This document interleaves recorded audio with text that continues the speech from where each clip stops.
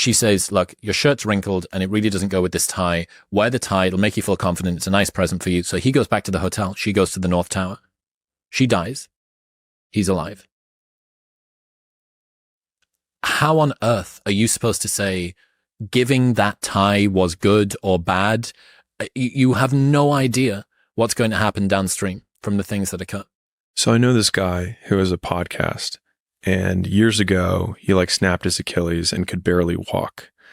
And so the crazy thing is that many people in that time would have been like, this is the worst thing that could have possibly happened.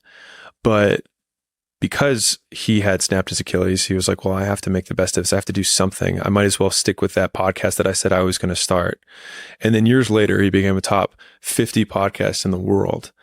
And I think an amazing frame is you can make anything that feels circumstantially negative in the moment if you ask the question, what would make this thing the best thing ever? And so I would argue, maybe you would agree, that you snapping your Achilles was probably the best thing that ever happened to you because it got you here. And right now, you probably have your version of the snapped Achilles that's going on in your life, but there's also the version of the top 50 in the world podcast that is waiting for you to take action as a result of your snapped Achilles.